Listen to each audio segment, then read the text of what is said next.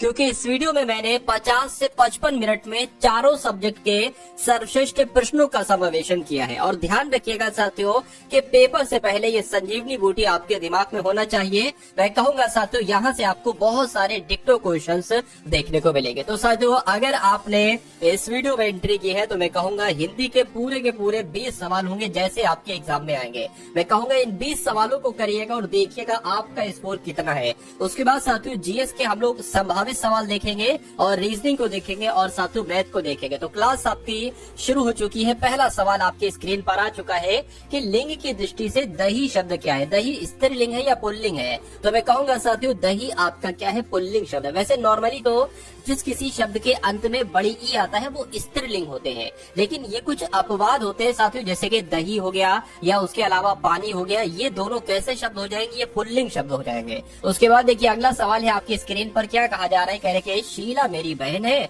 वह बच्चों के साथ खेल रहा है। तो इसमें आपको कुछ दिक्कत लग रही होगी। दिक्कत कहाँ पर है साथियों बताइए? दिक्कत वह खेल रहा है ये नहीं होना चाहिए। शीला मेरी बहन है यानी कि शीला मेरी बहन है, वह बच्चों के साथ खेल रहा है। अब देखिए बच्चों को साथ खेलना ये भी गलत है, बच्चों से साथ खेलना ये भी गलत है, बच्चों के साथ खेल रहे हैं ये भी गलत है। एक है ना शीला, बहुत सारी थोड़ी ना है। तो बच्चों के साथ खेल रही है ये होना चाहिए, यानी कि पूरा वाक्य आपका क्या होना चाहिए, शीला मेरी बहन है, वह बच्चों के साथ खेल रही है। ये आपका आंसर होगा ऑप्शन नंबर डी। अगला देखिए, आकाश में चांदी चमक रही है या आकाश में बादल चमक रहे हैं या तारे चमक रहे हैं या साथियों सोना चमक रहा है। तो यहाँ पर अगर बात करें साथियों तारे चमक रहे हैं यानी कि आकाश में तारा चमक रहा है ये होना चाहिए। उसके बाद देखिए साथियों योग्य शब्द यहाँ पर आपको दिया गया है, कह रहे कि योग्य शब्द का विलोम क्या होगा। तो योग का विलोम क्या हो जाएगा साथियों? अयोग्य हो जाएगा। आंसर अगर आपने चुना है ऑप्शन नंबर सी तो बिल्कुल करेक्ट है। यश का आप लोग विलोम बता दीजिए।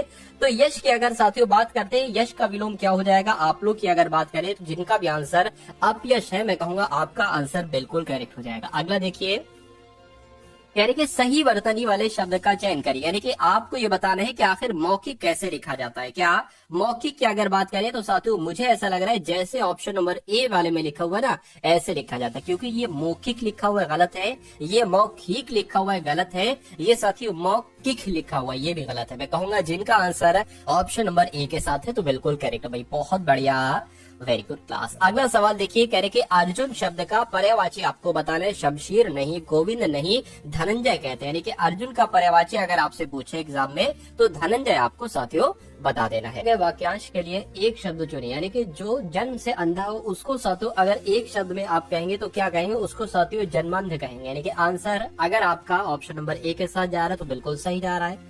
उसके बाद देखिए अगला सवाल है, कह रहे कि कुबेर का पर्यायवाची इसमें से आप लोग बता दीजिए। तो कुबेर को यक्षराज कहते हैं, गिरिराज कहते हैं, महाराज कहते हैं या यमराज कहते हैं? मैं कहूंगा कुबेर का पर्यायवाची इसमें से यक्षराज हो जाएगा।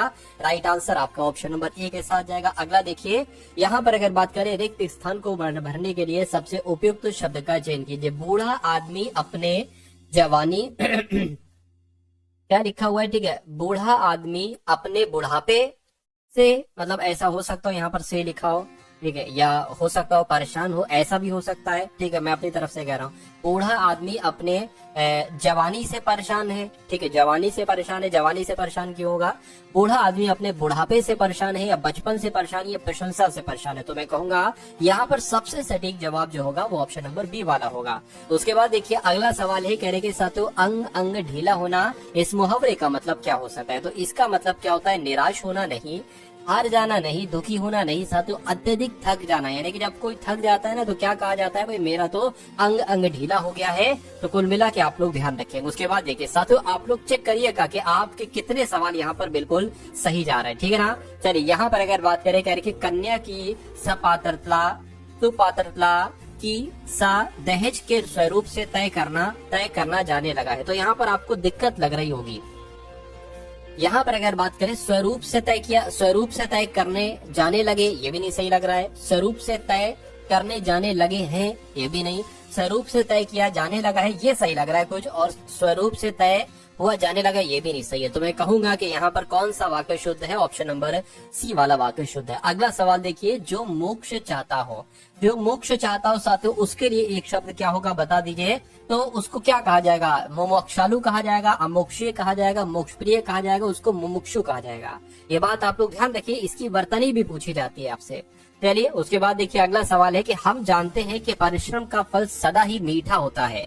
तो यहाँ पर आपको बताना है साथियों क्या कि हम जानते हैं, दिएगा वाक्य का वह भाग याद कीजिए जिसमें कोई त्रुटि है। तो हम जानते हैं कि परिश्रम का फल सदा ही मीठा होता है। मीठा होती है लिखा हुआ है, अच्छा परिश्रम का फल तो सही लिखा है, सदा ही भी सही लिखा हुआ है, मीठा होती है ये गलत है। क्या होना चाहिए, हम जानते हैं कि परिश्रम का फल सदा ही मीठा होता है, यानी कि होता है होना चाहिए, लेकिन यहाँ पर होती है लिखा हुआ है। तो कुल मिला के कौन सा आंसर आपका सही है, ऑप्शन नंबर सी वाला सही है और यही आपका बिल्कुल सही जवाब है। अगला देखिए, रिक्त स्थान को भरने के लिए सबसे उपयुक्त शब्द का साथियों आपसे कहा जा रहा है कि चयन करके यहाँ पर आप लोग यहाँ पर बता दीजिए। चलिए तो मेरी बस, अब यहाँ पर खाली जगह है गई थी, अब यहाँ पर क्या आ जाएगा साथियों, गई थी, यानी कि मेरी बस सो गई थी या मेरी बस उड़ गई थी या मर गई थी या साथियों छूट गई थी। तो यहाँ पर क्या होना चाहिए, मेरी बस छूट गई थी ये होना चाहिए और ये आपका बिल्कुल सही जवाब हो जाएगा। अगला सवाल देखिए, कह रहे कि गणतंत्र दिवस की परेड में सैनिक कदम ताले कर रहे हैं। तो यहाँ पर आपको बताने की यहाँ कहीं आपको दिक्कत लग रही होगी, तो यही आपसे साथियों पूछा जा रहा है कि दिक्कत आपको बताना है साथियों कहाँ पर है। चलिए देखिए दिक्कत ये है, तो इसकी जगह पर क्या आना चाहिए, क्योंकि यहाँ पर भी ऐसा करके कुछ लिखा होगा कि दिए गए वाक्य में रेखांकित खंड को प्रतिस्थापित करने के लिए सबसे उपयुक्त विकल्प का चयन करिए। तो सैनिक कदम तालो कर रहे थे ये होना चाहिए, नहीं। सैनिक कदमों तालो कर रहे थे ये भी गलत है। सैनिक कदमों ताल कर रहे थे ये भी नहीं सही लग रहा है। सैनिक कदम ताल कर रहे थे, कदम ताल होना चाहिए, ना के साथियों कदम ताले होना चाहिए। तो कुल मिला के इस सवाल का जवाब अगर आपका है ऑप्शन नंबर डी के साथ तो बिल्कुल करेक्ट है। अगला सवाल देखिए, कह रहे कि वसंत पंचमी के दिन देवी से पूजा जाती है या देवी से प्रार्थना की जाती है या साथियों आवाहन या प्रसन्नता, यानी कि यहाँ पर आपको बताना है साथियों क्या आंसर आपका हो जाएगा, फटाफट आप लोग बता दीजिए। चलिए वसंत पंचमी के दिन देवी से प्रार्थना की जाती है, यहाँ पर की भी आना चाहिए, प्रार्थना की जाती है, प्रार्थना यहाँ पर आपका बिल्कुल सही जवाब हो जाएगा। उसके बाद देखिए अगला सवाल है, आपकी स्क्रीन पर साथियों देखिए और बताइए राइट आंसर आपका क्या होगा। कह रहे कि निम्नलिखित में से उस विकल्प का चयन करिए जो अंधे के हाथ बटेर लगना मुहावरे का अर्थ है। तो अंधे के हाथ बटेर लगना मुहावरे का अर्थ क्या होता है, बिना प्रयास के कीमती वस्तु मिल जाना, सफल होना, प्रयास से कीमती वस्तु मिलना या अयोग्य होना। तो मैं कहूंगा अंधे के हाथ बटेर यानी कि बिना प्रयास के कीमती वस्तु मिल जाना। आंसर आपका जाएगा ऑप्शन नंबर बी के साथ, बी के साथ नहीं बल्कि ए के साथ था शायद, हाँ ए के साथ था। साथियों यहाँ पर अगर बात करें, अगर आपने अभी तक इस वीडियो को लाइक नहीं किया तो वीडियो को कम से कम आप लोग लाइक कर दिया करिए। जितने लोग भी यहाँ पर साथियों हैं सभी लोग वीडियो को लाइक कर दिया करिए, क्योंकि आपका एक लाइक मुझे बहुत मोटिवेट करता है। देखा जाता है साथियों वहां पर मैं देखता हूँ कि अच्छा भाई इतने लोगों ने देखा है वीडियो को, इतने लोगों ने प्यार दिया और इतने लोगों में उनमें से साथियों लाइक का बटन दबाए। तो आप लोग लाइक का बटन दबा दिया करिए हर एक वीडियो में और इसमें भी साथियों, ठीक है, ताकि मैं आपके लिए और मेहनत कर सकूं और आपका एक सिलेक्शन पक्का हो जाए। क्योंकि मैं चाहता हूं साथियों हर एक घर से एक सिलेक्शन एसएससी जीडी में साथियों होना चाहिए। उन घर की बात कर रहा हूं जिन घरों में बच्चे तैयारी कर रहे हैं और जिनमें सबसे ज्यादा नौकरी की जरूरत है। क्योंकि आज साथियों बेरोजगारी का इतना लेवल बढ़ चुका है कि एक नौकरी पाना साथियों एसएससी जीडी में, क्योंकि वैकेंसी इसमें बम्पर एक तरीके से 39-40 हजार वैकेंसी है, तो इसमें से एक सीट पाना आपके लिए इतना आसान कर दूंगा, इतना आसान कर दूंगा। बस आपको मेहनत करते जाना है। जो डेली आपकी एसएससी जीडी की क्लास है डेली आपको साथियों देखना है, ठीक है ना। अरे है क्या, कुछ नहीं है भाई, हिंदी है और रीजनिंग आपको अच्छे से करना, मैथ, इन 3 सब्जेक्ट पर अगर आपने कमांड बना लिया तो मैं दावे के साथ कह सकता हूँ कि सिलेक्शन आपका कोई छीन नहीं सकता, कोई नहीं छीन सकता। फिर अगर ऊपर वाला ही चाहे कि इस बच्चे का सिलेक्शन ना हो तो जो है वो नहीं होगा, लेकिन अगर आप मेहनत करोगे तो ऊपर वाला ऐसा क्यों चाहेगा। ठीक है, जीएस पढ़ो, जीएस भी पढ़ो, मैं नहीं कहूंगा ऐसा कि जीएस ना पढ़ो, लेकिन जीएस में साथियों तकरीबन 12 से 13 स्कोर अगर आप कर देते हो तो बहुत अच्छी बात है, 12 से 13%। चलिए खैर, अब अगला सवाल देखते हैं, सही वर्तनी वाले शब्द का चयन करिए। तो यहाँ पर अगर बात करें शोकाकुल कैसे लिखा है, ये तो शौकाकुल लिखा हुआ है, ये शौकुल लिखा हुआ है, शोकाकुल साथियों ऑप्शन नंबर सी में जैसे लिखा हुआ ऐसे लिखा जाता है। और जिन्होंने भी सी का चयन किया था मैं कहूंगा बिल्कुल सही चयन किया था। उसके बाद देखिए साथियों, दिए गए वाक्य का वह भाग याद कीजिए जिसमें कोई त्रुटि है, यानी कि आजकल तापमान में तेजी से परिवर्तन हो रही है। अब दिक्कत आपको दिख गई होगी साथियों कि आजकल तापमान में तेजी से परिवर्तन हो रहा है, क्या आना चाहिए साथियों, हो रहा है आना चाहिए, हो रही है नहीं आना चाहिए। उसके बाद देखिए साथियों, दिए गए वाक्य का वह भाग याद करें जिसमें कोई त्रुटि है। तो यहाँ पर अगर बात करते हैं साथियों, मोहन ने रुपयों का प्रबंध आयन की पत्नी की गहने बेच करके, तो अयन की पत्नी के गहने क्या होना चाहिए, के गहने बेच करके ये होना चाहिए। तो मैं कहूंगा दिक्कत कहां पर है, दिक्कत साथियों ऑप्शन नंबर सी वाले में है। तो सी अगर आपका जवाब है तो मैं कहूंगा आपका जवाब बिल्कुल करेक्ट हो जाएगा। अब यहाँ पर अगर साथियों हम लोग बात कर लेते हैं 21 नंबर से सवाल की जीएस के। आपने साथियों पूरे के पूरे हिंदी के 20 क्वेश्चन देखे और बताइएगा कितना स्कोर आपका रहा। आप जीएस के साथियों 20 टॉप लेवल के मैं आपको क्वेश्चंस कराने वाला हूं, इसमें भी आप देखिएगा स्कोर आपका कितना रहा, और उसके बाद मैथ देखेंगे और साथियों रीजनिंग देखेंगे। चलिए भाई, तो 326 ईसा पूर्व में सिकंदर और राजा पोरस के बीच युद्ध किस नदी के किनारे पर लड़ा गया था। तो साथियों झेलम नदी के किनारे पर लड़ा गया था। ये बात आप लोग यहाँ पर ध्यान रखेंगे, जिनका आंसर ऑप्शन नंबर डी के साथ है बिल्कुल करेक्ट है। अगला सवाल देखिए, यानी कि भगवान महावीर की शिक्षाओं के संकलन को क्या कहा जाता है। तो साथियों क्या कहा जाता है, आगम सूत्र कहा जाता है। अगर आपसे पूछे कि महावीर स्वामी के शिक्षाओं के संकलन को क्या कहा जाता है, तो आगम सूत्र कहा जाता है। अगले नंबर का सवाल है, कह के प्राचीन काल में बौद्ध काल के दौरान कपिल वस्तु के शासक कौन थे। तो साथियों कौन थे, कपिल वस्तु के शासक कौन थे, तो शाक्य थे। क्या प्राचीन काल में बौद्ध काल के दौरान कपिल वस्तु का शासक कौन था, तो साथियों शाक्य थे। उसके बाद देखिए 5वीं शताब्दी ईसा पूर्व में, 5वीं शताब्दी की अगर बात करें, 5वीं शताब्दी साथियों ईसा पूर्व में, हाँ 5वीं शताब्दी ईसा पूर्व, ये 5 क्यों लिखा है, ये कहां पर कंफ्यूजन हो रहा है, कोई दिक्कत नहीं। 5वीं शताब्दी ईसा पूर्व में लिखा गया पाली कैनन किस धर्म का मूल ग्रंथ है। तो ये साथियों किस धर्म का एक ग्रंथ है, मैं कहूंगा ये तो बौद्ध धर्म का एक ग्रंथ है। किसका साथियों, ये बौद्ध धर्म का एक ग्रंथ है, ये भी आपको मालूम होना चाहिए। नालंदा किस धर्म का प्राचीन शिक्षण संस्थान था। तो साथियों नालंदा में एक तरीके से कहीं ना कहीं बौद्ध धर्म था, तो मैं कह सकता हूं कि नालंदा बौद्ध धर्म का प्राचीन शिक्षण संस्थान सा आंसर आपका जाएगा सी के साथ। अगला सवाल है, करके संपत्ति के अधिकार को, ठीक है, क्या संपत्ति के अधिकार को भारतीय संविधान के किस संशोधन के द्वारा मौलिक अधिकारों की सूची से हटा दिया गया था। ये सवाल सैकड़ों बार आपसे पूछा जा चुका है और इस बार भी आपसे पूछा जाएगा। तो 44वां संविधान संशोधन की जब हम बात करते हैं तो इसके जरिए से संपत्ति के अधिकार को साथियों मौलिक अधिकारों की सूची से हटा दिया गया था, ये आपको ध्यान रखना। उसके बाद देखिए अगले नंबर का सवाल है आपकी स्क्रीन पर, देखिए और बताइए राइट आंसर क्या होगा। क्या कहा जा रहा है, कह रहे निम्नलिखित में से किस राष्ट्र के संविधान से प्रेरित होकर भारत ने अपने संविधान में नीति निदेशक सिद्धांतों की विशेषता जोड़ी। यानी कि ये कहां से लिए गए हैं जो नीति निदेशक सिद्धांत है, मैं कहूंगा ये जर्मनी से लिए, जर्मनी से नहीं भाई साहब, ये आयरलैंड के देश के संविधान से लिए गए। कहां से लिए गए हैं साथियों, आयरलैंड देश के संविधान से लिए गए हैं नीति निर्देशक सिद्धांत। नेक्स्ट नंबर का सवाल है, क्या कहा जा रहा है कि भारत के राष्ट्रपति को पद से हटाने के लिए संसद के द्वारा कौन सा प्रस्ताव पारित किया जाता है, बताइए। तो अगर भारत के राष्ट्रपति को हटाना हो तो संसद में महाअभियोग प्रस्ताव को साथियों इस प्रस्ताव को पारित किया जाता है। ये आप लोग ध्यान रखेंगे, काफी इंपॉर्टेंट क्वेश्चन है और आपके एग्जाम में पूछा जाएगा। उसके बाद देखिए लोकसभा में अविश्वास प्रस्ताव पारित होने पर इसे इस्तीफा देना पड़ता है। तो साथियों किसको इस्तीफा देना पड़ता है, मंत्री परिषद को इस्तीफा देना पड़ता है। बिल्कुल साथियों, लोकसभा में जब अविश्वास प्रस्ताव पारित हो जाता है तो मंत्री परिषद को इस्तीफा देना पड़ता है, ये आपको याद रखना है। उसके बाद देखिए कि कौन सा भारतीय पर्वत विशालकाय पिरामिड जैसा दिखाई देता है और इसका एक समतल शिखर क्षेत्र तथा 2 चोटियां होती है। तो मैं कहूंगा किसकी बात चल रही है साथियों, आप लोग ध्यान रखेंगे, नंदा देवी की नहीं, साल्तोरो कांगड़ी की साथियों नहीं, या ममोस्तोंग कांगड़ी की साथियों नहीं, मैं कहूंगा कामेट पर्वत यहाँ पर होना चाहिए। हो सकता हो साथियों क्या टाइपिस्ट जो है वो टाइप करना भूल गया हो, कोई दिक्कत नहीं, मैं आपको बता दे रहा हूँ कि कौन सा भारतीय पर्वत, तो कामेट पर्वत ये विशालकाय पिरामिड जैसा दिखाई देता है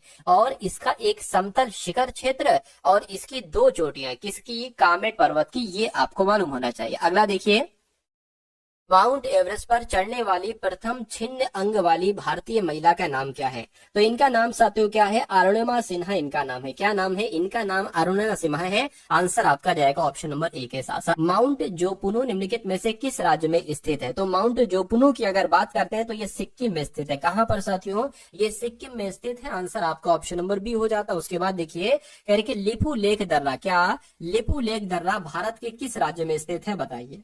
तो जो लिपू लेक दर्रा है ना साथियों, ये तो उत्तराखंड में स्थित है। कहाँ पर? उत्तराखंड में स्थित है। ये आप लोग ध्यान रखेंगे साथियों। पूरे 40 नंबर तक हम लोग सामान्य ज्ञान के क्वेश्चन देखेंगे, तो उसके बाद रीजनिंग आपके, और एक तरीके से मैथ उसके बाद होगी। कह रहे कि मार्शल आर्ट डिम्बे ये किस महाद्वीप से संबंधित है? तो जो एक तरीके से बात करते हैं साथियों, ये अफ्रीका से संबंधित है, ये भी आप लोग ध्यान रखेंगे। उसके बाद देखिए, किस भौतिक मात्रा का सीमेंस में मापन किया जाता है, बताइए। तो विद्युत विभव का नहीं, विद्युत चालकता का बिल्कुल सही। यानी कि साथियों, जो विद्युत चालकता है ना, विद्युत चालकता भौतिक मात्रा का सीमेंस में मापन किया जाता है। अगला सवाल देखिए, निम्नलिखित में से किसे कंप्यूटर के मस्तिष्क के नाम से जाना जाता है? तो कंप्यूटर के मस्तिष्क के नाम से तो साथियों सेंट्रल प्रोसेसिंग यूनिट को जाना जाता है, यानी कि सीपीयू को जाना जाता है। अगले नंबर का सवाल है, कह के कौन सी मिश्र धातु में लेड होता है और साथियों टिन होता है? तो लेड और टिन की हम बात करते हैं तो ये सोल्डर में होता है। क्या साथियों? ये सोल्डर में होता है। ये भी आप लोगों को याद रखना। अब उसके बाद देखिए, बैंकों में जमा राशि के अधिकतर हिस्से का उपयोग किस लिए किया जाता है? तो साथियों ऋण देने के लिए। क्या? बैंकों में जो जमा राशि है ना, ठीक, उसको ऋण के रूप में, एक तरीके से लोन के रूप में दे दिया जाता है लोगों को। तो उसके बाद देखिए, अगला सवाल है, गराड़ी जो है ना, ये कहाँ का लोक नृत्य है साथियों, बताइए। तो गराड़ी की अगर बात करें, ये पुदुचेरी में किया जाता है। कहाँ पर किया जाता है? ये पुदुचेरी में किया जाता है, गराड़ी लोक नृत्य। अगला सवाल है, कह रहे तेरताली की लोक नृत्य ये कहाँ का है? तो तेरताली कहाँ पर किया जाता है साथियों? मध्य प्रदेश में किया जाता है। क्या? तेरताली कहाँ का लोक नृत्य है साथियों? मध्य प्रदेश का है भाई। बहुत बढ़िया, वेरी गुड क्लास। तो अब साथियों यहाँ पर अगर हम लोग बात करते हैं, अब आपके रीजनिंग के क्वेश्चन शुरू हो चुके हैं। तो अब आपको बहुत ध्यान पूर्वक इस क्लास को देखना होगा, क्योंकि यहाँ से बहुत सारे कॉन्सेप्ट आप अपने रियल एग्जाम में देखेंगे, ठीक है ना। चलिए, तो कह रहे कि किसी निश्चित कोड भाषा में PERHAPS को क्या लिखा जाता है? SPAHREP लिखा जाता है। तो आपको बताने के CHEWING को क्या लिखा जाएगा, ये आपको साथियों बताने। सबसे पहले आपको लॉजिक ढूंढना है। जब मैंने इन लेटर्स पर नजर मारी और फिर मैंने इन लेटर्स पर नजर मारी, तो मेरे दिमाग ने कहा कि जो लेटर्स यहाँ पर है वही लेटर्स लगभग लगभग यहाँ पर है, बस क्रम चेंज हुआ है। क्या? बस क्रम चेंज हुआ है। देखिए, ये P है तो ये सबसे अंत में हो गया, ये S है तो ये सबसे शुरू में हो गया।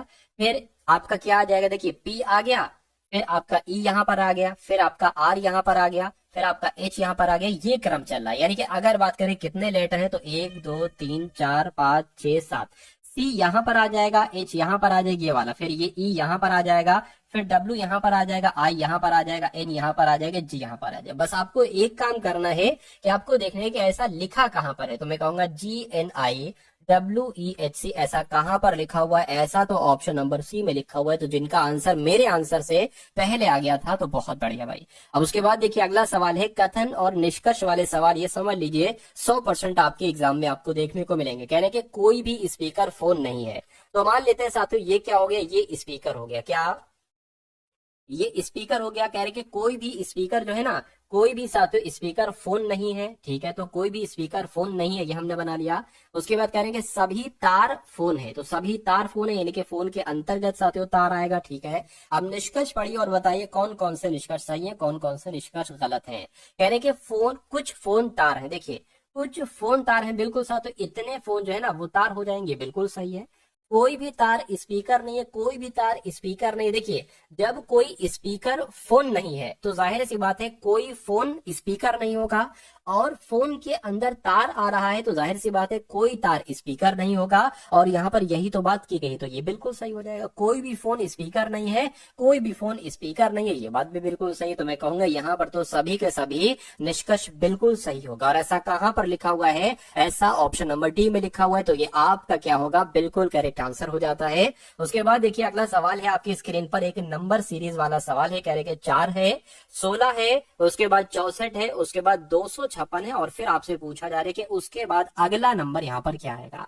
साथियों इस टाइप का जो सवाल मैं आपको करवा रहा हूँ ना, ये समझ लीजिए 100% आपके एग्जाम में पूछे ही पूछे जाते हैं। इसमें कोई दो राहें नहीं है कि ये सवाल पूछे जाएंगे या नहीं पूछे जाएंगे। नहीं साथियों, ये सवाल, ये कॉन्सेप्ट हर बार आपके एग्जाम में आते हैं। चलिए, तो 4 16 64 256, उसके बाद आपको बताने क्या है। देखिए, अभी जो मेरे पास मेरी जो नॉलेज है, मेरी नॉलेज ये कह रही है कि 4 की गुणा अगर 4 से कर दे तो 16 बन जाए। 64 की गुणा अगर 4 से कर दे तो 16 की गुणा 4 से कर दे 64 बन जाए। और मेरे हिसाब से 64 की गुणा 4 से अगर करते हैं तो 256 बनता है। देखिए जरा, 4 चौक 16, 16 आ गया, 6 चौक 24 और 25 बिल्कुल। यानी कि अब हमें साथियों 256 की गुणा भी 4 से कराना होगी। क्या 256 की गुणा भी 4 से कराना होगी? तो 6 चौक आपका 24 हो जाएगा, 6 पंजे 4 पंजे कितना हो जाएगा 20 हो जाएगा, और 2 22 आपका हो गया, 4 दूना 8 और 10। यानी कि यहाँ पर मेरे हिसाब से जो आना चाहिए वो 1024 आना चाहिए। अब आपको देखना है कि अगर 1024 ऑप्शन में है तो मैं बिल्कुल सही हूं और आप भी सही है बिल्कुल। 1024 ऑप्शन नंबर डी वाले में है तो ये हमारा बिल्कुल सही जवाब हो जाएगा। अगला एक कॉन्सेप्ट देखिए, बहुत शानदार है।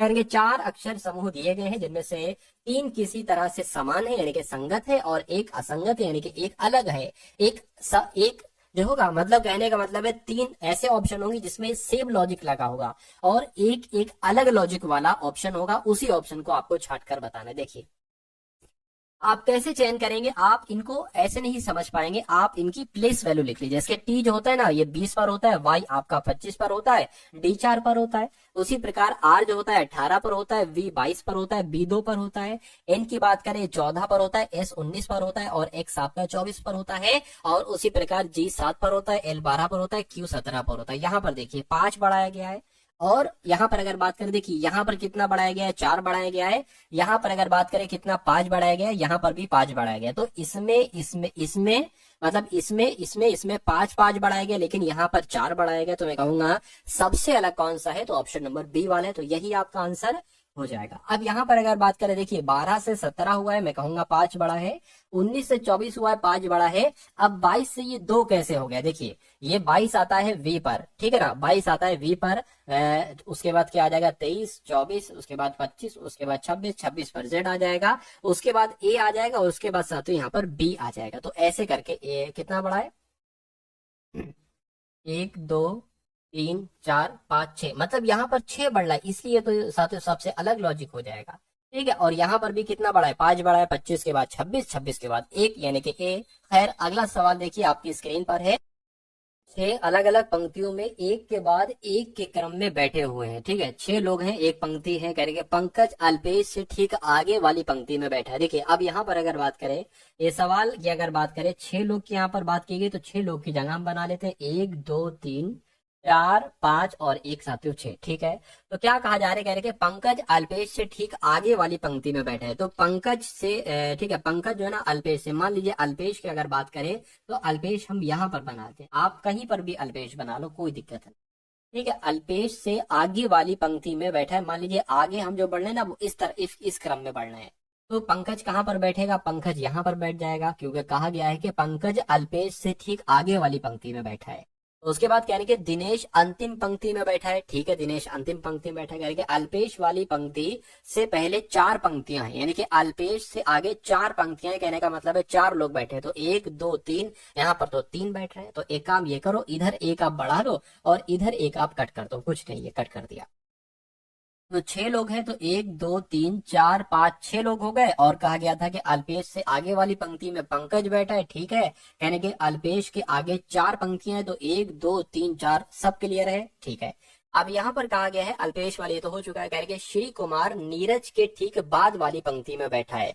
तो श्री कुमार की अगर बात करें साथियों, अब श्री कुमार कहाँ पर बैठा ले, श्री कुमार कहने का मतलब साथियों ये है कि श्री कुमार जो है ना, क्या कहा, श्री कुमार नीरज के ठीक बाद वाली पंक्ति में बैठा है। तो साथियों नीरज कहीं यहाँ पर होगा और उसके बाद श्री कुमार होंगे, क्योंकि यहाँ पर कहा गया है कि पहले अगर कहा जाएगा तो इधर बढ़ेगा और बाद कहा जाएगा तो साथियों इस तरफ, जैसे पंकज के बाद अल्पेश है, ऐसे करके फॉर एग्जाम्पल मैंने आपको बता दिया।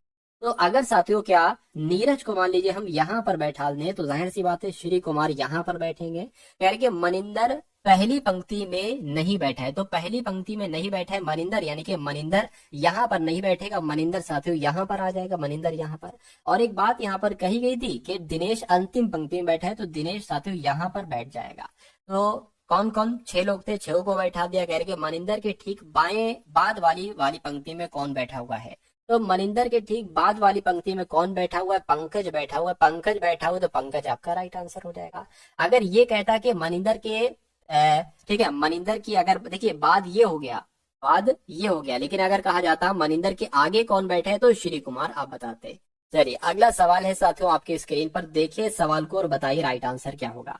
कहने के साथियों एक नंबर सीरीज वाला सवाल है, 13 है, 29 है और उसके बाद 62 है और उसके बाद 129 है और फिर उसके बाद 264 है। आपको बताने के अगला नंबर यहाँ पर क्या होगा। तो देखिए 13 से ये 29 बना है, तो कैसे 13 से 29 बना है, मैं कहूंगा 13 की गुणा अगर 2 से कर देते हैं, 13 दूना 26 और 3 जोड़ देते हैं तो 29 बन जाएगा। ठीक है, 29 की गुणा अगर साथियों 2 से करते हैं तो कितना हो जाएगा, 58 हो जाएगा। 58 में अगर 4 जोड़ देते हैं तो ये 62 आ जाएगा।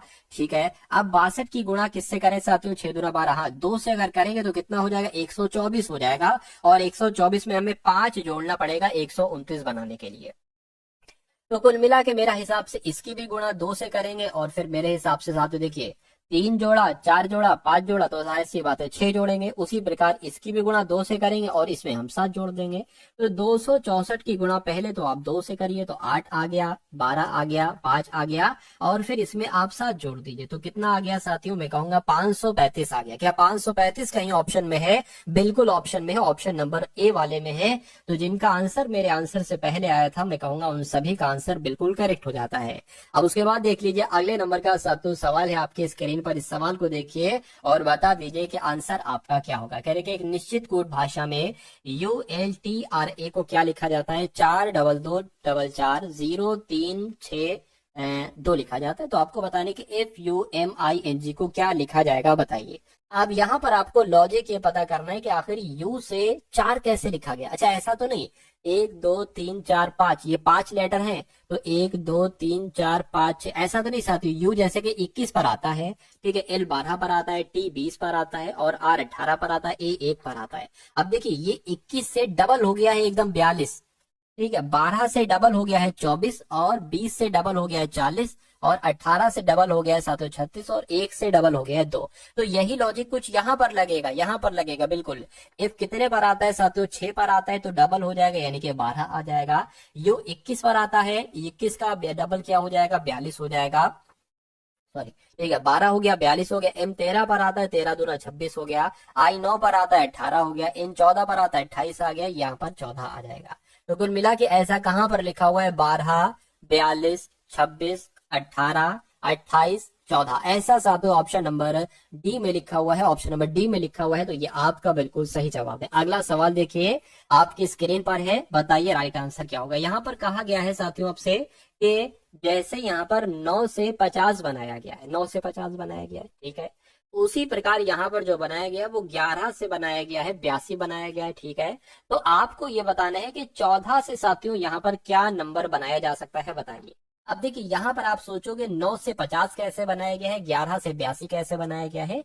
अगर हम बात करें साथियों 9 से हम, ठीक है, वैसे तो नॉर्मली अगर बात करें 9 पंजे 45 5 जोड़ देंगे, 11 पंजे 55 5 नहीं जोड़ना है, ठीक है। अब दूसरी अगर ट्रिक की बात करें, इसमें से अगर मान लीजिए हम 2 घटा दें, 9 में से अगर हम 2 घटाते हैं तो 7 आता है, 7 का स्क्वायर होता है 49, हम इसमें 1 जोड़ देते हैं तो साथियों ये हमें 50 मिल जाएगा। तो उसी प्रकार से इसमें अगर हम 2 घटाते हैं, क्योंकि हमें लग रहा है ना 2 घटाने पर ये 9 का स्क्वायर हो जाएगा, 9 के स्क्वायर के आसपास का। उसी प्रकार यहाँ पर भी 9 में से 2 घटाने पर ये 7 के स्क्वायर के आसपास हो जाएगा। तो 2 घटाया 9 आया, 9 का स्क्वायर किया 81 आया, 81 में 1 जोड़ दिया तो साथ 82 आ गया। उसी प्रकार यहाँ पर करेंगे 2 घटाएंगे तो 12 आ जाएगा, 12 का स्क्वायर 144 होता है, प्लस 1 कर देंगे तो साथियों कितना आ जाएगा, 145 आ जाएगा। क्या 145 ऑप्शन में है? बिल्कुल ऑप्शन नंबर ए वाले में है। तो ये आपका बिल्कुल सही जवाब है। अगला सवाल देखिए आपके स्क्रीन पर है, अंग्रेजी शब्दकोश के वर्णानुक्रम को दर्शाया गया है। इस टाइप का एक सवाल आपसे जरूर पूछा जा चुका है। देखिए जो आपके पेपर हो चुके हैं ना साथियों, अभी जितने 5 सालों में 4 सालों में जितनी बार भी साथियों पेपर हुए हैं, और ठीक है मैं कहता हूं साथियों तकरीबन मैंने सभी शिफ्ट का तो नहीं कह सकते, लेकिन लगभग आधी शिफ्ट का सभी का एनालिसिस कर लिया। जैसे कि मान लीजिए पिछले 5 सालों में जितनी शिफ्ट हुई है तो आधी शिफ्ट का तकरीबन मैंने एनालिसिस कर लिया है, ठीक है। हिंदी का कर लिया है, ठीक है, मैंने रीजनिंग का कर लिया है, मैंने मैथ का कर लिया है, थोड़ा बहुत मैंने जीएस का भी किया है, ठीक है। तो साथियों उसी के आधार पर ये आपका पूरा एक्सपेक्टेड मॉडल पेपर बनाया जाता है, क्योंकि साथियों थोड़ा प्रीवियस ईयर क्वेश्चन पेपर से भी रिलेट करता है आपका आने वाला पेपर, कैसे उसमें सवाल आएंगे, किस टाइप का साथियों लेवल होगा, ये बहुत एक तरीके से रिलेट करता है प्रीवियस ईयर क्वेश्चन पेपर से, ठीक है ना। चलिए तो अब यहाँ पर साथियों हम लोग देख लेते हैं इस सवाल को, क्योंकि मैंने देखा है हर एक शिफ्ट में इस टाइप का सवाल है। 90% साथियों देखा गया है कि इस टाइप का सवाल हर एक शिफ्ट में है। चलिए खैर अगला सवाल देखिए, अंग्रेजी शब्दकोश के वर्ण, मतलब इसको अंग्रेजी शब्दकोश के अनुसार आपको यहाँ पर साथियों लिखना है। चलिए लिख देते हैं, क्या दिक्कत है। देखिए HI लिखा हुआ, HO लिखा हुआ, तो मैं कहूंगा पहले क्या आएगा, पहले ये आएगा, ये नहीं आएगा। HI लिखा हुआ, HI लिखा हुआ, HI लिखा हुआ, HIT पहले आएगा या HIR पहले आएगा, तो HIR पहले आएगा। HIP पहले आएगा या HIR पहले आएगा, मैं कहूंगा ये वाला पहले आएगा, 4 पहले आ जाएगा। उसके बाद साथियों क्या आ जाएगा, उसके बाद 3 आ जाएगा, उसके बाद फिर ये 1 आ जाएगा, उसके बाद 2 आ जाएगा। तो 43-12 कहाँ पर लिखा हुआ है, 43-12-21 लिखा हुआ है, नहीं यहाँ भी नहीं है, यहाँ पर हो जाएगा। यानी कि ये 2 को हटा दीजिए, पता नहीं कैसे टाइप हो गया। तो 43-12 आपका ऑप्शन नंबर बी में लिखा हुआ है, तो ये आपका बिल्कुल सही जवाब है। ये देखिए साथियों, यहाँ पर अगर बात करें, वर्गों के उस समुच्चय का चयन कीजिए जिनके बीच के संबंध को निम्न वेन आरेख द्वारा सर्वोत्तम रूप से दर्शाया गया है। यानी कि महिलाएं ड्राइवर आर्किटेक्ट ऐसा बनेगा। देखिए इसमें एक ऐसा ऑप्शन होगा जो बिल्कुल अलग होगा, यानी कि इस वाले ग्रुप का इससे कोई संबंध नहीं, इस वाले ग्रुप का इससे कोई संबंध नहीं, और इस वाले ग्रुप का इससे कोई संबंध नहीं होगा। अब देखिए ड्राइवर तो महिलाएं भी हो सकती हैं, ठीक है ना, तो ये नहीं हो सकता। डॉक्टर, करदाता, नर्स। अब अगर बात करते हैं साथियों, हो सकता है साथियों कुछ डॉक्टर जो है ना वो करदाता हो, तो ये भी नहीं होगा। प्रिंटर, टीवी, वॉशिंग मशीन, ये बिल्कुल अलग हो जाएगा, क्योंकि वॉशिंग मशीन टीवी नहीं हो सकती और टीवी प्रिंटर नहीं हो सकते। तो इसका जब आप वेन आरेख बनाओगे तो कुछ इस टाइप से बनेगा जैसे यहाँ पर बना हुआ है। तो जिनका आंसर सी था, मैं कहूंगा बिल्कुल करेक्ट था। अब उसके बाद देखिए अगला सवाल है आपकी स्क्रीन पर, इस सवाल को देखिए और बताइए सही जवाब आपका क्या होगा। और बहुत अच्छे से इस सवाल को देखना है आपको। क्या कहा जा रहा है साथियों, कहा जा रहा है साथियों आपसे कि मालती विवेक की पत्नी के ससुर की बेटी है। बहुत अच्छे से देखिएगा, क्या कहा जा रहा है, मालती की यहाँ पर साथियों बात की जा रही है। तो मान लीजिए मालती यहाँ पर मैंने बना दिया, यानी कि मालती जो है ना ये विवेक की पत्नी, अच्छा विवेक की पत्नी के ससुर की बेटी है। मान लीजिए विवेक आपका ये हो जाएगा, ठीक है ना। विवेक की पत्नी कौन होगी, विवेक की पत्नी ये हो गई। विवेक की पत्नी के ससुर कौन होंगे, जाहिर सी बात है साथियों विवेक के पिताजी होंगे। तो विवेक के पिता की बेटी है ये मालती। कहने का मतलब ये है, ये पिताजी हैं, पिताजी का बेटा है विवेक और इनकी बेटी है मालती, यानी कि ये दोनों आपस में भाई बहन हो गए। और ये कौन हो गई, ये विवेक की पत्नी हो गई। इस एक लाइन का ये मतलब हो जाएगा, ठीक है ना। उसके बाद कहा गया कि अर्पित नीतू का पोता है जो दयाल की पत्नी है। अच्छा जो दयाल की पत्नी है, ठीक है, अर्पित नीतू का पोता है। अर्पित अभी इसको छोड़ दो, क्योंकि अभी हमें कहीं पर रिलेशन नहीं मिल पा रहा है। कह रहे कि विवेक दयाल का इकलौता बेटा। अच्छा ये यानी कि दयाल ये हो गए, यानी कि विवेक के पिताजी हमें मिल गए, कौन है, दयाल है। अब यहाँ से हो सकता है अर्पित नीतू का पोता है, अर्पित जो है ना वो नीतू का पोता है जो दयाल की पत्नी है। अच्छा दयाल की पत्नी भी है, दयाल की पत्नी कौन है, नीतू है। दयाल की पत्नी हम यहाँ पर बना लेते हैं, दयाल की पत्नी कौन हो गई, दयाल की पत्नी नीतू हो गई। फिर से पढ़े क्या कहा गया, अर्पित नीतू का पोता, यानी कि नीतू का एक तरीके से साथियों क्या है, पोता है। तो मैं कहूंगा साथियों इन दोनों का बेटा कौन होगा, अर्पित होगा। इन दोनों का बेटा कौन होगा, अर्पित होगा। यही तो कहा गया है कि अर्पित नीतू का पोता है, नीतू का पोता हो गया जो दयाल की पत्नी है, जो दयाल की पत्नी नीतू, ठीक है कोई दिक्कत नहीं। उसके बाद कह रहे विवेक दयाल का इकलौता बेटा, यानी कि जो विवेक है ना ये दयाल का इकलौता बेटा है। सुष्मिता मालती की बहन है, यानी कि सुष्मिता जो है ना साथियों मालती की बहन है। तो मालती की एक बहन भी है सुष्मिता, जिनका नाम है क्या, सुष्मिता जिनका नाम है। उसके बाद कहा जा रहा है कि सुष्मिता मालती की बहन हो गया। विवेक की पत्नी का अर्पित से क्या सा, अरे भाई विवेक की पत्नी, मान लीजिए विवेक की पत्नी होगी, अर्पित को क्या कहेंगे, अर्पित को अपना बेटा ही तो कहेंगे, ठीक है, अर्पित को अपना बेटा कहेंगी। लेकिन यहाँ पर ये पूछा जा रहा है कि अर्पित क्या कहेगा विवेक की पत्नी को, अर्पित क्या कहेगा विवेक की पत्नी को, विवेक को कहेगा पिताजी और विवेक की पत्नी को कहेगा माताजी। तो माताजी कहाँ पर लिखा हुआ है, ऑप्शन नंबर बी में लिखा हुआ है। तो ऐसे साथियों होगा ये सवाल। और मैं कहूंगा आपके एसएससी जीडी में अगर पूछा जाता है तो इससे कठिन सवाल नहीं पूछा जा सकता, पूछा जाएगा तो इससे आसान, वरना इसी लेवल का पूछा जाएगा, इससे कठिन मेरे हिसाब से नहीं पूछा आपसे जाएगा। और अगर पूछा भी जाता है तो मैं आपको उस तरीके से और भी क्वेश्चंस करा दूंगा जिससे आप हर टाइप के सवाल को इस टाइप के कर पाओ। चलिए अब उसके बाद देखिए अगला सवाल है, कह रहे कि जिस तरह से अटलांटिक का संबंध महासागर से हो उसी तरह पनामा का संबंध किससे होगा, बताइए। परिवहन से, नहर से, भाषा से, या साथियों महाद्वीप से। देखिए अगर बात करते हैं तो अटलांटिक क्या है, अटलांटिक एक महासागर, क्या है अटलांटिक महासागर, आपने सुना होगा। और उसी प्रकार आपने सुना होगा पनामा नहर का नाम, किसका नाम, पनामा नहर का नाम। तो जैसे अटलांटिक एक महासागर है, उसी प्रकार पनामा क्या है, पनामा एक नहर है। परिवहन थोड़ी ना है, भाषा भी नहीं, महाद्वीप भी नहीं है। तो आंसर आपका अगर है ऑप्शन नंबर बी के साथ, तो मैं कहूंगा बिल्कुल करेक्ट है। उसके बाद देखिए अगला सवाल है साथियों आपके स्क्रीन पर। आप इस सवाल को देखिए और इस सवाल का साथियों आप लोग जवाब बताने की कोशिश करिए, और मुझसे पहले साथियों इसका आंसर आपको बताने। देखिए क्या क्या कहा जा रहा है यहाँ पर, कहा जा रहा है कि 7 व्यक्ति हैं PQRSTU और एक सीधी क्षैतिज पंक्ति में उत्तर की ओर उन्मुख करके बैठे हैं। कितने लोग हैं साथियों, 7 लोग हैं। तो 7 लोगों की हम 7 लोग यहाँ पर बना लेते हैं। कितने लोग हैं, 7 लोग हैं। तो 1 2 3 4 5 6 और एक साथियों 7, ठीक है ना। चलिए सबसे पहले साथियों लिखा हुआ है कि इनका, इन सभी का मुख की अगर बात करें ना उत्तर की दिशा, यानी कि इस तरफ साथियों इनका मुख है। अब पहली लाइन में लिखा हुआ है कि यू आर के बाईं और दूसरे स्थान पर बैठा है। तो यू आर, आर मान लीजिए साथियों हम यहाँ पर बना देते हैं। कहाँ पर, यहाँ पर। क्या कहा जा रहा है, आर के बाईं और दूसरे स्थान पर कौन बैठा है साथियों, यू बैठा है, यानी कि यू यहाँ पर बैठा होगा, यू यहाँ पर बैठा होगा। उसके बाद कह रहे हैं कि क्यू वी के बाईं और दूसरे स्थान पर बैठा है। और कह रहे हैं कि साथियों आर के बाईं और तीसरे स्थान पर। अब पता हम इसको फॉलो करेंगे, अभी इसको स्किप कर दें। क्यों, क्योंकि यहाँ पर हमें आर मिल रहा है और आर यहाँ पर मिल रहा है, इसलिए आसानी हो जाएगी आगे बढ़ने में।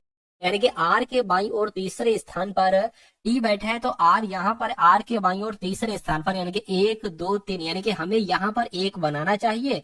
एक हमने यहाँ पर बढ़ा लिया और एक हम यहाँ पर कट कर देंगे, ठीक है। तो आर के बाईं और तीसरे स्थान पर टी है, यानी कि साथियों टी यहाँ पर आ जाएगा। उसके बाद क्या कहा जा रहा है, उसके बाद कह रहे हैं कि यहाँ पर कुछ मिल रहा है, देखिए जरा क्यू और वी अभी नहीं मिला हमको। इसको देखिए, कह रहे हैं कि एस पी के दाईं और तीसरे स्थान पर बैठा है। एस पी के दाईं और तीसरे स्थान पर बैठा है। कह रहे हैं कि यदि टी किसी कोने पर बैठा है। अब देखिए टी की बात करें ना, तो कह रहे हैं कि टी किसी कोने पर बैठा है, बिल्कुल, यानी कि अंतिम कोना आपका ये है। ये बात भी क्लियर हो गई। अब एक बार सवाल को दोबारा पढ़िए। आर के बाईं और दूसरे स्थान पर बैठा है यू, बैठा दिया। वी के बाईं और दूसरे स्थान पर बैठा है क्यू, वी के, ठीक है, वी के बाईं ओर। तो मान लीजिए अगर साथियों हम वी को कहां पर बैठा दें, वी को एक काम करें यहाँ पर बैठा दें अगर हम, ठीक है, तो दूसरे स्थान पर यहाँ पर बैठेगा क्यू। एक काम करिए वी को यहाँ पर बैठालते हैं, ये तो कुछ नहीं है। वी के बाईं और दूसरे स्थान पर क्यू है, यानी कि साथियों क्यू यहाँ पर बैठाल देते हैं। और कहने के आर के बाईं और तीसरे स्थान पर टी है, आर के बाईं और तीसरे स्थान पर टी बैठाल चुके हैं। पी के दाईं और तीसरे स्थान पर एस है, तो पी के दाईं और तीसरे स्थान पर क्या, पी के दाईं ओर तीसरे स्थान पर ऐसा, यानी कि अगर हम पी को यहाँ पर बैठाते हैं तो 1 2 3 यहाँ पर साथियों हमें इसको बैठाना होगा। तो 7 लोग थे, 7 को बैठाल दिया है। TUPRQSV सबको बैठाल दिया। पूछा क्या जा रहा है कि तो दूसरे कोने पर कौन बैठा है, ये आपको यहाँ पर बताना है। तो दूसरे कोने पर देखिए पहला कोना ये हो गया, दूसरा कोना आपका ये हो गया, यानी कि वी आपका जो होगा वो बिल्कुल सही जवाब हो जाएगा, ठीक है ना। और वी कौन से ऑप्शन में, वी ऑप्शन नंबर डी वाले में है, ठीक है। अब टी नहीं है, वरना कंफ्यूजन कुछ बच्चों को हो जाता, ठीक है। चलिए खैर कोई दिक्कत नहीं, आंसर जिनका भी डी है बिल्कुल करेक्ट है। उसके बाद देखिए अगला सवाल है आपकी स्क्रीन पर, कह के दी गई शीट को मोड़कर एक घन बनाया जाता है, इस किस प्रकार का, इस प्रकार निर्मित घन में संख्या 3 वाले फलक के विपरीत पर कौन होगा, ये आपको बताने। देखिए अगर मैं आपको सबका बता देता हूं, सबसे पहले ये जो लिखा है ना, ये 1 लिखा है, ये 3 लिखा हुआ है, ये 5 लिखा हुआ है, ये 2 लिखा हुआ है, ये 5, ये क्या लिखा हुआ है, एक सेकंड देख लेते हैं। हाँ ये फिर ये क्या, अच्छा ये 6 लिखा हुआ, ये लिखा हुआ, ये 5 लिखा हुआ है, ठीक है। ये आपका 6 लिखा हुआ है, और ये क्या लिखा हुआ है, ये 5 लिखा हुआ है, और ये आपका 4 लिखा हुआ है। अगर आपसे पूछा जाता कि 1 का विपरीत क्या होता, पहले मैं आपको बता देता हूँ 6 का विपरीत। तो 6 का विपरीत एक नंबर को छोड़कर 5, यानी कि 6 का विपरीत पूछते 5 बताते, या 5 का विपरीत पूछते 6 बताते। अब बचा 2, 2 का विपरीत क्या हो जाएगा, 3 हो जाएगा। 2 का विपरीत पूछते तो 3 बताते, या 3 का विपरीत पूछते 2 बताते। अब बचा 1 और 4, तो जाहिर सी बात है 1 का विपरीत पूछते 4 बताते, 4 का विपरीत पूछते 1 बताते। तो पूछा गया है 3 का विपरीत क्या होगा, 3 का विपरीत साथियों 2 होगा। 2 कहां पर है, ऑप्शन नंबर सी वाले में है। अब उसके बाद देखिए नेक्स्ट नंबर का सवाल है साथियों आपके स्क्रीन पर, इस सवाल को देखिए और मुझे बता दीजिए कि आपका राइट आंसर यहाँ पर क्या हो सकता है। देखिए कहने की 28, अच्छा इसको पढ़ लीजिए। दिए गए समीकरण को सही करने के लिए किन दो संख्याओं को आपस में बदलना बदला जाना चाहिए। हम ए को सबसे पहले चेक कर लेते हैं।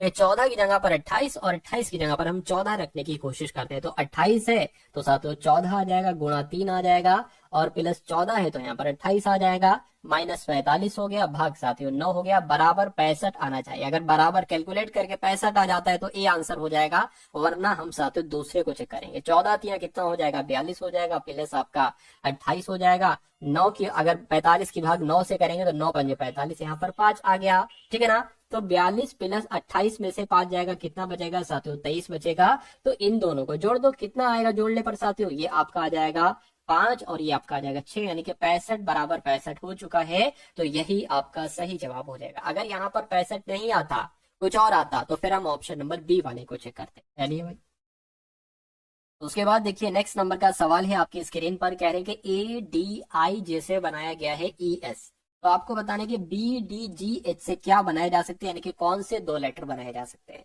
तो सबसे पहले अगर बात करें साथियों, ये आखिर बना कैसे है। देखिए ये तो आपका आ जाएगा साथियों 1 पर, ये 4 पर आ जाएगा, ये 9 पर आ जाएगा और ये आपका 10 पर आ जाएगा। और इसकी अगर बात करें ई 5 पर आ जाएगा और एस आपका 19 पर आ जाएगा। कैसे बना है, अच्छा ऐसे तो नहीं साथियों, देखिए ये शुरू के दो को जोड़ देते हैं, यानी कि 1 प्लस 4 ये 5 हो गया और 9 प्लस 10 19 हो गया। तो ऐसे जुड़ेगा, ऐसे जुड़ेगा तो साथियों बहुत आसान है, यानी कि 2 4 और साथियों 7 और 8 इन दोनों को जोड़ो जरा, क्या आएगा, तो ये साथियों यहाँ पर 6 आ जाएगा और यहाँ पर क्या आ जाएगा 15 आ जाएगा। 6 जो है ना वो एफ हो जाएगा और 15 ओ हो जाएगा। एफ ओ आंसर है, मैं कहूंगा बिल्कुल ऑप्शन नंबर सी में। तो लॉजिक आप साथियों समझ गए कि इस सवाल को मैंने कैसे किया, ठीक है ना। चलिए उसके बाद देखिए, ये तो रिपीट हो गया। उसके बाद देखिए अगला सवाल है आपकी स्क्रीन पर, इस सवाल को देखिए और बता दीजिए फटाफट आंसर आपका किस ऑप्शन के साथ जाएगा, बताइए।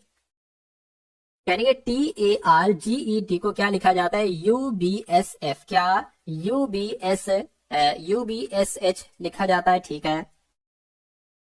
और FU को फ्लो लिखा जाता है, FU को फ्लो लिखा जाता है और GMPX लिखा जाता है। अच्छा सॉरी सॉरी सॉरी, यहाँ पर क्या इसको ये लिख दिया गया और फ्लो को क्या लिखा जाएगा, फ्लो को साथियों GMPX लिखा जाएगा। तो आपको बताना है MACROS को साथियों क्या लिखा जाएगा। चलिए भाई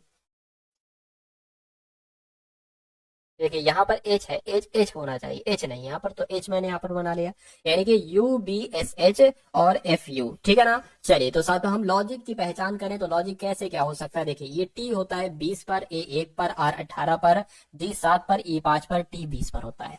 अब यहाँ पर अगर बात करें, ये देखिए ऐसा तो नहीं साथ, देखिए T से 1 बढ़ा दिया गया U आ गया, A से 1 बढ़ा दिया गया B आ गया, R में 1 बढ़ाओगे तो S आएगा, मतलब एक एक सब में बढ़ाए जा रहे। इसमें भी वही चीज है, F में 1 बढ़ा है G आ गया, L में 1 बढ़ा है M आ गया, O के बाद P और W के बाद X। तो इसको तो बहुत आसान सा तो ये आपके लिए हो जाएगा। M के बाद N आ जाएगा, A के बाद B, C के बाद D, R के बाद S, O के बाद साथियों P और S के बाद T। तो मैं कहूंगा ऐसा ऑप्शन कहां पर लिखा हुआ है, NBDSPT। तो मैं कहूंगा ऐसा तो सिर्फ और सिर्फ ऑप्शन नंबर डी में लिखा हुआ है, तो ये आपका बिल्कुल करेक्ट आंसर हो जाता है। उसके बाद देखिए अगला सवाल है। तो अब साथियों यहाँ पर आपके सामने अगर बात करें तो मैथ के क्वेश्चंस आपके शुरू हो चुके हैं, क्योंकि मैथ के आपके 20 सवाल आएंगे। तो टारगेट आपको 20/20 रखना है कि 20 में से 20 सवाल आप करेंगे, सही है। हिंदी रीजनिंग मैथ में पूरा पूरा स्कोर लाना, ठीक है, यानी कि एक आधा नंबर भी आपका ना कटने पाए। चलिए तो मैथ के इस बेहतर कॉन्सेप्ट को देखते हैं जो आपके एग्जाम में पूछा जा सकता है। कह रहे कि एक ईंट की माप, एक ईंट है, एक ईंट की माप 28 सेंटीमीटर, 18 सेंटीमीटर, 6 सेंटीमीटर है, ठीक है। मतलब लंबाई चौड़ाई ऊंचाई की बात की गई है, यानी कि तो 21 मीटर लंबी, 12 मीटर ऊंची और 36 सेंटीमीटर मोटी दीवार बनाने के लिए कितनी ईंटों की आवश्यकता होगी। चलिए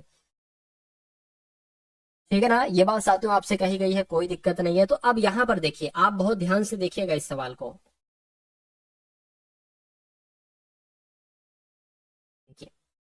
इतनी ईंटें बनाई जा सके, तो ये 21 मीटर है, ठीक है। 21 मीटर है ना, तो इसको सेंटीमीटर में करो। मैं कह रहा हूं, मैं आपको बता देता हूं, 1 सेंटीमीटर की अगर बात करें,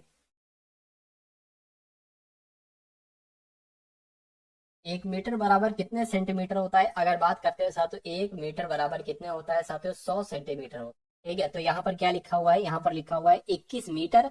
तो 21 मीटर को अगर हम सेंटीमीटर में बदले तो 100 सेंटीमीटर, 100 से गुणा कर दी, ये अब सेंटीमीटर में हो गया, ठीक है ना। उसके बाद गुणा लगा दी। अब 12 मीटर है तो 12 गुणा कौन से कराएंगे, 1200 सेंटीमीटर हो जाएगा, और ये तो 36 सेंटीमीटर तो ऑलरेडी है, तो 36 सेंटीमीटर ऐसे लिख दिया। अब यहाँ पर इसकी भाग करा देंगे 28 सेंटीमीटर, 18 सेंटीमीटर और 6 सेंटीमीटर से, यानी कि 28 गुणा 18 गुणा 6, यानी कि अगर ऐसा सवाल आता है तो साथियों ऐसे ही आपको इस सवाल को सोल्व करना होगा। अब इसको साथियों क्या कर लीजिए, आप कैलकुलेट कर लीजिए, कोई दिक्कत नहीं। देखिए इसको हटा के 6 कम 6, 6 छंग आपका 36 हो गया, इसको हटा के 6 तिया 18 हो गया, इसको हटा के साथियों कितना हो गया, 3 चौक आपका 12 हो गया, ये डबल जीरो लग गया, ये भी हट गया। ठीक है, अब इसकी अगर बात करें साथियों, देखिए एक काम करिए, 2100 यहाँ पर लिख लीजिए, गुणा 400 लिख लीजिए और बटे 28 लिख लीजिए। देखिए 7 तिया 21, 7 चौक 28, इससे कट करेंगे 100 आ जाएगा, यानी कि 2 जीरो यहाँ पर लग जाएंगे, तो 3000 आपका आंसर हो जाएगा।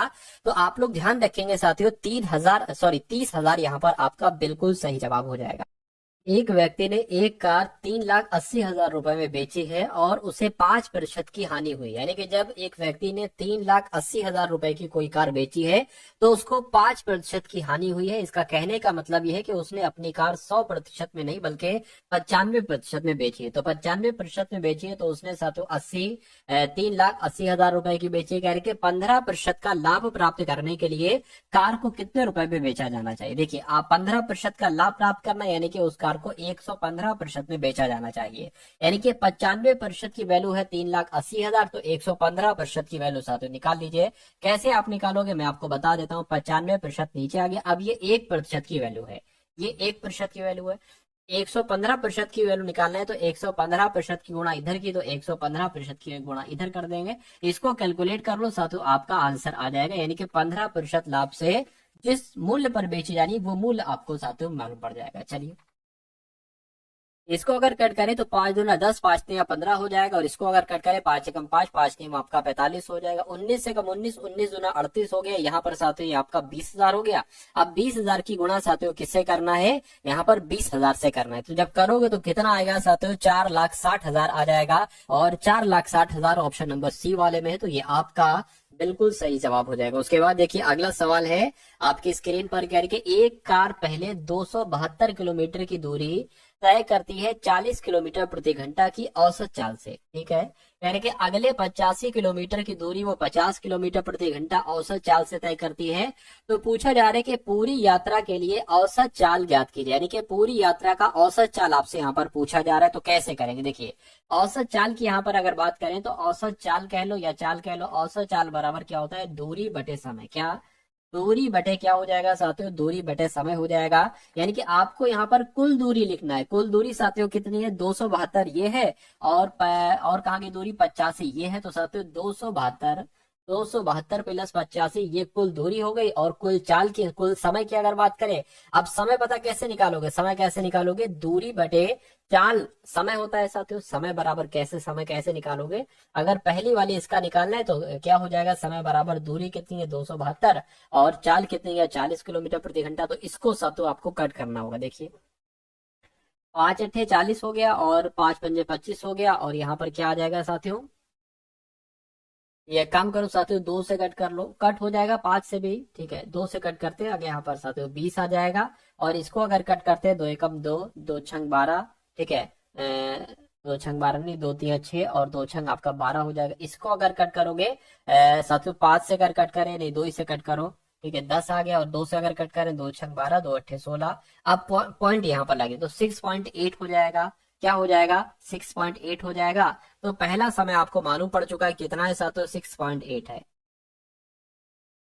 क्योंकि यहाँ पर हमें क्या लिखना है, कुल समय लिखना है। तो पहला समय आपका कितना आ गया, 6.8 आ गया। अब दूसरा समय निकाल लीजिए, दूसरे की दूरी कितनी है 85, और साथियों चाल कितनी है 50 किलोमीटर प्रति घंटा। तो साथियों इसको कैसे करोगे, 5 एकम 5, 5 एकम 5 और 5 सत्ते 35 हो जाएगा। पॉइंट जीरो हटाएंगे, पॉइंट बढ़ा देंगे, तो दूसरा क्या हो जाएगा साथियों, समय 1.7 हो जाएगा।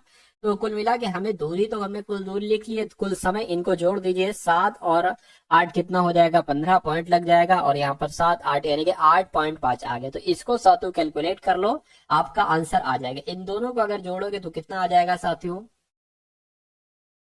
कितना आ जाएगा, एक तरीके से बात करें 5 2 आपका 7 आ गया, 7 8 15 हो गया, 15 का 5 और 1 आपका, यानी कि 357 की भाग आप करा लो 8.5 से। ठीक है ना, तो बस इतना ही काम करना है। इस पॉइंट को हटाकर 0 बढ़ा लेंगे, 5 एकम 5 आ जाएगा, 5 सत्ते 35 आ जाएगा, 5 सत्ते 35 और 5 एकम 5, 5 चौका आपका 20 आ गया। अब इसको अगर साथ यहाँ पर कैलकुलेट करें तो 17 चौक कितना हो जाएगा, 68 हो जाएगा। 68 69 70 71 3 बचेगा, ये 34 हो गया साथियों। 17 दुना कितना हो जाएगा, 34 हो जाएगा। यानी कि चाल आपकी कितनी आ रही है साथियों, चाल आपकी 42 किलोमीटर प्रति घंटा आ रही है, ये औसत चाल है। तो 42 किलोमीटर प्रति घंटा कहां पर लिखा हुआ है, ऑप्शन नंबर डी में लिखा हुआ है, तो ये आपका बिल्कुल सही जवाब हो जाएगा। अब उसके बाद देख लीजिए नेक्स्ट नंबर का सवाल है आपके स्क्रीन पर। इस सवाल को देखिए और बताइए सही जवाब क्या होगा। कह रहे कि मोहन और रमेश मिलकर एक काम को 15 दिनों में पूरा करते हैं। मोहन रमेश से 50% अधिक कुशल है। अब यहीं पर साथ देख लीजिए मोहन और रमेश की यहाँ पर बात की गई है, यानी कि मोहन जो है ना ये रमेश से 50% अधिक कुशल है। यानी कि अगर ये 100% कुशल है तो ये उससे 50% एक्स्ट्रा कुशल है, यानी कि 150% एक्स्ट्रा कुशल है। तो क्षमता की बात करें, ये क्षमता एक तरीके से निकल कर आई है। तो क्षमता की अगर साथ यहाँ पर हम बात करें तो क्षमता का इसका अनुपात निकाल लो, 50 तिया और 50 दूना, ये आपका क्या आ गई, ये आपकी क्षमता आ गई मोहन और रमेश की। कहने के अकेले मोहन द्वारा कार्य को पूरा करने में लिया गया समय। अब एक इसका मतलब पता है क्या, 3:2 का मतलब ये हुआ कि अगर M 3 काम कर रहा है एक दिन में तो R 2 कर रहा है। अगर दोनों एक साथ मिलकर काम करेंगे तो साथियों एक दिन में 5 काम करेंगे। यहाँ पर कहा जा रहा था कि दोनों मिलकर काम करते हैं तो वो काम 15 दिन में पूरा हो जाता है। तो दोनों अगर 5 काम कर रहे हैं तो 15 दिन में कितना काम हो जाएगा, 75। और ये क्या है, यही तो पूरा काम है। तो टोटल काम साथियों 75 है। और कह रहे हैं कि मोहन द्वारा अकेले अगर उस काम को किया जाए, मोहन उस काम को एक दिन में 3 काम कर रहा है। टोटल काम 75 है, मोहन एक दिन में 3 काम कर रहा है, तो ये कितने दिन में काम हो पाएगा, 3 दूना 6, 3 पंजे 15, यानी कि 25 दिन का समय लगेगा अगर अगर अकेले मोहन उस काम को करेगा। तो इस प्रकार जिनका आंसर ऑप्शन नंबर डी है तो बिल्कुल करेक्ट है। एक वस्तु का अंकित मूल्य 400 रुपए था, किंतु दुकानदार और 15% की दोहरी छूट देता है। क्या 15% की साथ ही दोहरी छूट देता है, ठीक है। और उसने इस पर 25% वस्तु को कितने में बेचा।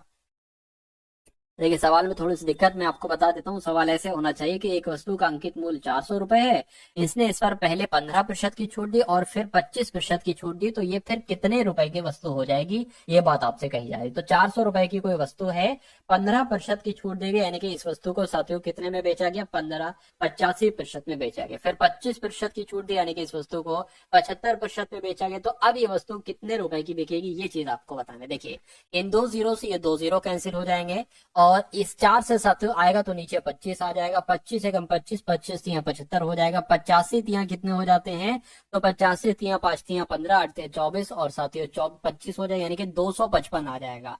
तो मैं कहूंगा साथियों 255 आपका राइट आंसर हो जाएगा। तो एक वस्तु का अंकित मूल्य अगर 400 है, इस पर 2% 2 बार छूट दी जाती है, एक बार 15 की एक बार 25 की, तो वो वस्तु 400 की जगह 255 रुपए की बिकेगी। उसके बाद देखिए दो धनात्मक संख्याओं का अनुपात 3:4 है, यदि उनके घनों का योग 728 है तो इन दो संख्याओं का योग क्या होगा, आपसे पूछा जा रहा है। देखिए क्या कहा गया है, मान लीजिए वो संख्याएं क्या है, एक 3x है और एक 4x है।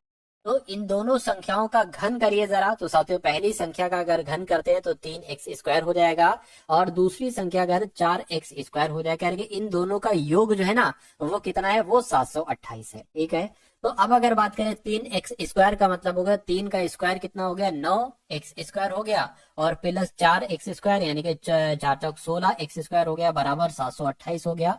तो इन दोनों को अगर आप साथियों प्लस करोगे तो कितना आ जाएगा। अच्छा घन की बात की गई यहाँ पर, ये तो मैंने वर्ग किया है ना, ठीक है। तो घन की बात की गई यहाँ पर साथियों, घन कर देते हैं, कोई दिक्कत नहीं है। तो साथियों यहाँ पर घन लिख देते हैं, ठीक है, घन लिख देते हैं। तो 3 का घन क्या हो जाएगा साथियों, 27x³ प्लस 4 का क्या हो जाएगा, 64x³ बराबर क्या हो जाएगा, 728 हो जाएगा। इन दोनों को अगर जोड़ेंगे तो साथियों कितना आ जाएगा, एक तरीके से 7 4 11 और साथियों ये आपका कितना आ जाएगा 9, यानी कि 91x³ बराबर 728 आ गया। तो अब अगले स्टेप में साथियों क्या होगा, x³ बराबर 728/91 आ जाएगा, ठीक है ना। ये बात क्लियर है। चलिए अब अगर इसको कट करते हैं साथियों, क्या किससे कट करें, 13 सत्ते 91 हो जाएगा और 13 पंजे 65, 13 छंग 78 ज्यादा हो गया, 13 पंजे 65 हो गया और यहाँ पर साथियों कितना जाएगा, 7 जाएगा, 13 छंग 78 हो गया, 7 7 49, 7 8 56 हो गया, यानी कि एक्स क्यूब बराबर क्या आ गया 8 आ गया। तो एक्स बराबर क्या आ जाएगा साथियों 2 हो जाएगा, क्योंकि ये 2 का क्यूब होता है 8। तो एक्स का मान यहाँ पर आपको निकल गया। कह रहे दोनों संख्याओं का योग क्या है। देखिए एक्स का मान 2 है तो 3x क्या हो जाएगा, यानी कि साथियों 3 दूना 6 और ये क्या हो जाएगा 4 दूना 8। तो इन दोनों को जोड़ेंगे साथियों कितना आएगा, ठीक है 14 आ जाएगा। मैं कहूंगा 14 इन दोनों का क्या हो जाएगा, 14 आपका इन दोनों का योग हो जाएगा।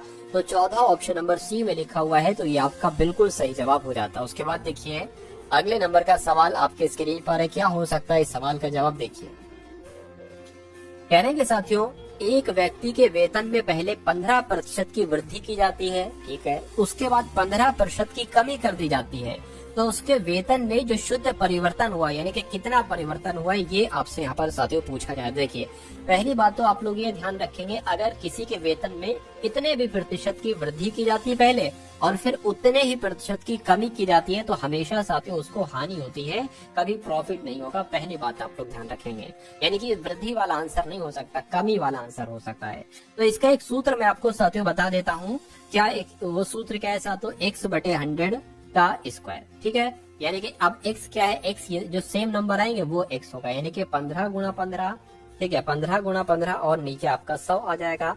इसको अगर साथियों आप कैलकुलेट करेंगे तो 5 तियां 15 और साथियों यहाँ पर 20 आ जाएगा, ठीक है 5 एकम 5, 5 तो आपका 20 आ जाएगा। तो ये क्या हो जाएगा साथियों, मेरे हिसाब से ये 3/4 यहाँ पर 4 हो जाएगा, 3/4 हो जाएगा कितना, अच्छा ये 3 आएगा ना, तो 3 तियां 9, 9/4 यहाँ पर 4 हो जाएगा। इसको अगर आप और कट करोगे तो 4 एकम 4, 4 दूना 8 हो गया, एक बचेगा ना पॉइंट लगेगा 0 और 4 दूना कितना हो जाएगा 8 हो जाएगा।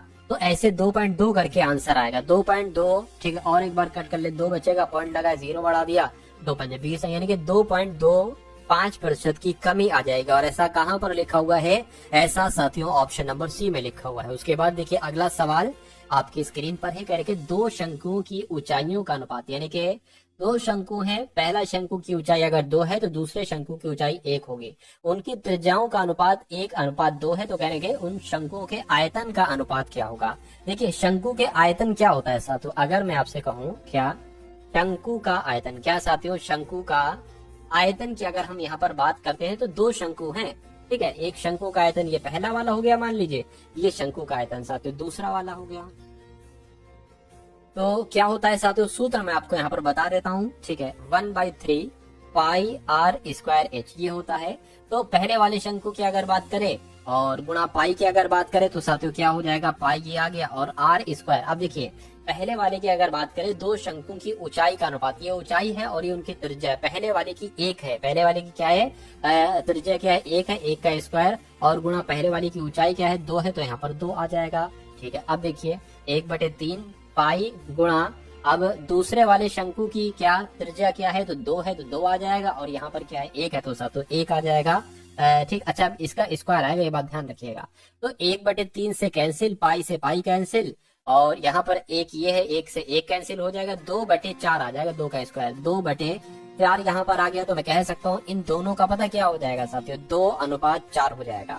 अच्छा ये कट भी तो जाएगा, तो 1 आ गया नीचे 2 आ गया, यानी कि 1:2 आंसर आ जाएगा। तो 1:2 कौन से ऑप्शन में लिखा हुआ है, ऑप्शन नंबर सी में लिखा हुआ है, तो ये आपका बिल्कुल सही जवाब हो जाएगा। अब ये सवाल को देखिए और आज के इस वीडियो का साथियों अंतिम सवाल आपके स्क्रीन पर है। क्या अंतिम सवाल साथियों आपके स्क्रीन पर है, कहने के मिश्र धातु A का 40 किलोग्राम, ठीक है, मिश्र धातु B के 63 किलोग्राम मिलाया जाता है यदि मिश्र धातु A में लेड और टिन का अनुपात 2:3 है और मिश्र धातु B में टिन और तांबे का अनुपात 2:5 है, तो नई मिश्र धातु में टिन की मात्रा क्या है। देखिए 2 तरह की मिश्र धातु है, मिश्र धातु A मैं आपको समझा देता हूँ, 2 तरह की मिश्र धातु है, मिश्र धातु A हो जाएगी और साथियों क्या हो जाएगी मिश्र धातु B हो जाएगी। क्या साथियों, दूसरी की अगर बात करते हैं मिश्र धातु B हो जाएगी, 2 तरह की है। पहले की जो बात की गई है वो 40 किलोग्राम मिश्र धातु है, दूसरे की जो बात की गई है साथियों वो 63 किलोग्राम मिश्र धातु है, ठीक है ना। अब इसमें साथियों क्या है, इसमें है आपकी लेड और टिन है, लेड और टिन है और इसमें क्या बताई गई है साथियों टिन और तांबा बताई गई है। मैं यहाँ पर तांबा लिख दूं, क्या तांबा लिख देता हूँ, चलिए ये टिन हो गई, ठीक है, और ये भी टिन हो गई, ये क्या हो गई ये लेड हो गई। चलिए तो इसका अनुपात जो है वो 2:3 बताया गया और इसका अनुपात 2:5 बताया गया, ये बात क्लियर है। अब यहाँ पर कहा गया था साथियों क्या कि यदि मिश्र धातु ए में लेड और टिन का अनुपात तो मिश्र धातु बी में इतना अनुपात है, तो नई मिश्र धातु में टिन की मात्रा क्या होगी। अब देखिए मिश्र धातु ए में टिन की मात्रा क्या हो जाएगी, तो टिन की मात्रा क्या है, पहले कुल कितनी है 40 किलोग्राम है, 40 किलोग्राम का तीन टिन पूछा गया ना, तो टिन 3 है और इन नीचे दोनों का योग आ जाएगा, यानी कि यहाँ पर क्या आ जाएगा साथियों 5 आ जाएगा। अब इसको अगर कैलकुलेट करें 5 अट्ठे 40 8 3 24, यानी कि 24 के आ गया साथियों, ये आ गया ठीक है, 24 किलोग्राम क्या हो गई टिन हो गई। अब दूसरी में हम टिन देखेंगे, इसमें टिन कितनी, इसमें 2 है, टोटल 63 है, 2/7 आ जाएगा, 7 इन दोनों का योग आ जाएगा, 7 में आपका 63 9 दूना 18, यानी कि 18 किलोग्राम की आ गई, इसमें टिन आ गई। तो कहने के साथियों टिन की मात्रा क्या है, तो पहले वाले में तो ए में मिश्र धातु ए में 24 किलोग्राम टिन है और मिश्र धातु बी में 18 किलोग्राम टिन है, तो दोनों को अगर जोड़ते हैं 4 8 12 आ गया और ये 3 और 4 यानी कि 42 किलोग्राम साथियों टिन की मात्रा हो जाएगी। क्या 42 किलोग्राम टिन की मात्रा ऑप्शन नंबर बी में है, तो मैं कहूंगा बिल्कुल ऑप्शन नंबर बी में। तो जिनका भी आंसर ऑप्शन नंबर बी के साथ है, तो मैं कहूंगा आंसर आपका बिल्कुल करेक्ट है भाई, बहुत बढ़िया, वेरी गुड क्लास। तो साथियों कैसी लगी आपको ये क्लास, एक बार कमेंट सेक्शन में आप लोग जरूर बताइएगा कैसी लगी साथियों ये आपको क्लास। एक बार लाइक कीजिएगा वीडियो को साथियों, सब्सक्राइब चैनल को सब्सक्राइब कीजिएगा और इस वीडियो को जरूर शेयर कीजिएगा। तो इस वीडियो को एक बार अपने मित्रों के साथ जरूर शेयर कीजिएगा और डेली आपकी एसएससी जीडी की इसी टाइप की एक क्लास होगी। मैं कहूंगा अगर एग्जाम तक अगर आप ऐसी क्लास देख लेते हैं, तो मैं कहूंगा कि हर एक टाइप का सवाल आप आराम से सॉल्व कर लोगे अपने एग्जाम में। तो जितने भी वीडियोस हैं, जितनी भी क्लासेस, उन सभी क्लासेस का साथियों आप लोग एक बार जरूर देखिएगा। तो मिलते हैं हम सभी लोग आने वाली वीडियो में। जय हिंद साथियों।